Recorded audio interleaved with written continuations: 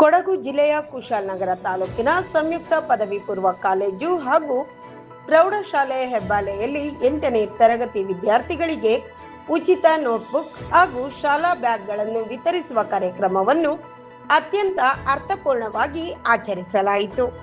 ನಮ್ಮ ಆಡಳಿತ ಮಂಡಳಿ ಕಡೆಯಿಂದ ಕೊಡ್ತಾ ಇದ್ದೀವಿ.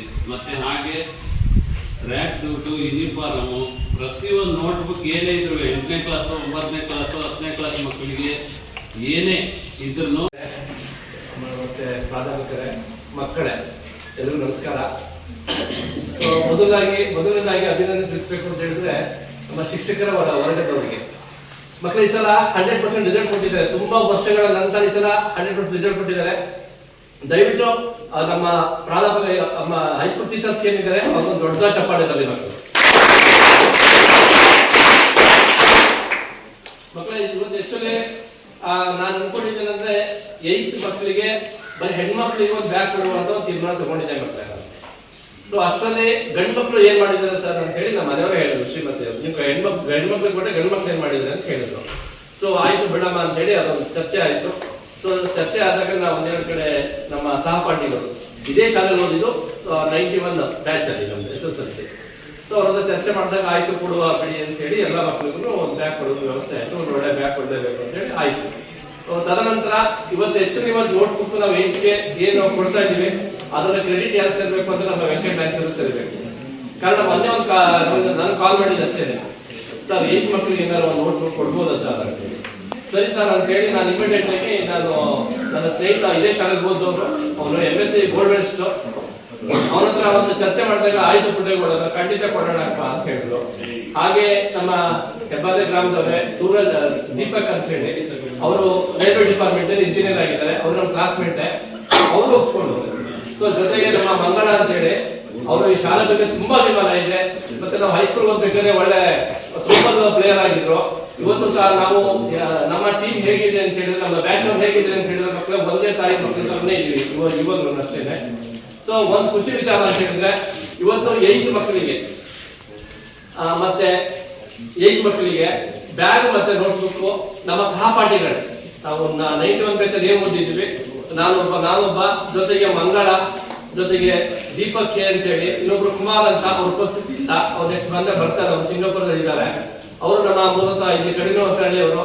ಅವರು ಸಹ ನಾವು 4 ಜನ ಸೇರಿ ಇವತ್ತು ನಿಮ್ಗೆ ನೋಟ್ಬುಕ್ ಮತ್ತೆ ಬ್ಯಾಗ್ ಕೊಟ್ಟಿದ್ವಿ ಮಕ್ಕಳೇ. ಹಾಗೆ ಜೊತೆಗೆ ಇದ್ರಲ್ಲಿ ಏನಂತ ಹೇಳಿದ್ರೆ 8th ಸ್ಟ್ಯಾಂಡರ್ಡ್ಗೆ ನಾವು ಪ್ರತಿ ವರ್ಷನೂ ಕೊಡ್ತೀವಿ ಮಕ್ಕಳಿಗೆ. ಒಂದು ಖುಷಿ ವಿಚಾರ ಬಟ್ ನೀವು ಒಳ್ಳೆ ಮಕ್ಕಳಾಗಬೇಕಷ್ಟೇನೆ. ಇವತ್ತು ನನ್ನ ಪ್ರಕಾರ ಒಂದು 35-36 ಮಕ್ಕಳಿದ್ದಾರೆ ಇವಾಗ. ಸೊ ಇನ್ನೂ ಆಗ್ತಾರೆ, ಬರ್ತಾರೆ, ಮತ್ತೆ ಒಳ್ಳೆ ಟೀಚರ್ಸ್ ಇದ್ದಾರೆ, ಇದ್ರಲ್ಲಿ 2 ಮಾತಿಲ್ಲ. ಮತ್ತೆ ಇನ್ನೊಂದು ಖುಷಿ ವಿಚಾರ ಅಂತ ಹೇಳಿದ್ರೆ ನಮ್ಮ ಆಡಳಿತ ಮಂಡಳಿ ಸೆಕ್ರೆಟರಿ ಸರ್ ಇದ್ದಾರೆ. ಪ್ರತಿ ವರ್ಷ ಅವರು ಇವಾಗ ಏನ್ ಮಾಡ್ತಿದ್ದಾರೆ ಅಂದ್ರೆ 8th ಮತ್ತೆ ಫಸ್ಟ್ PUC ಮಕ್ಕಳಿಗೆ ಫೀಸ್ ಕಟ್ತಾ ಇದ್ದಾರೆ ಒಂದು.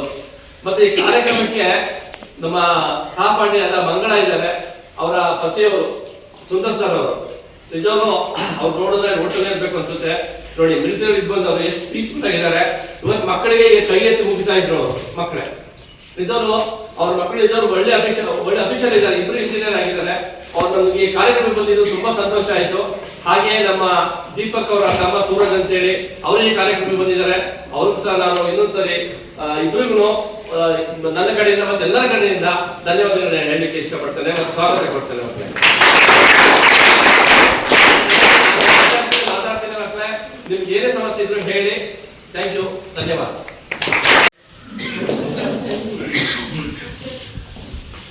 8ನೇ ಕ್ಲಾಸಿಗೆ ಬಂದಿದ್ದೀರಾ, 3 ವರ್ಷ ಇದೆ ನಿಮ್ಮ ಜೀವನದ ಟರ್ನಿಂಗ್ ಪಾಯಿಂಟ್. 3 ವರ್ಷ ಇರುತ್ತೆ, ಅದಕ್ಕಿಂತ ಜಾಸ್ತಿ. ಯಾವುದು ಈ 3 ವರ್ಷದಲ್ಲಿ ಎಷ್ಟು ನೀವು ಗಳಿಸ್ತೀರಾ, ಇಷ್ಟೊಂದು ದೊಡ್ಡ ಫ್ಯಾಕಲ್ಟಿ ಇದೆ. ಇದು ಅವಾಗಿಂದ ನಡ್ಕೊಂಡು ತುಂಬ ಚೆನ್ನಾಗಿ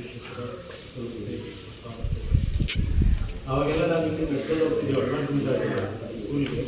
ನೀವು ನೋಡೋಕ್ಕೆ ಭಯ ಆಗುತ್ತೆ ಅಂತ ಒಂದು ಡಿಸಿಪ್ಲಿನ್.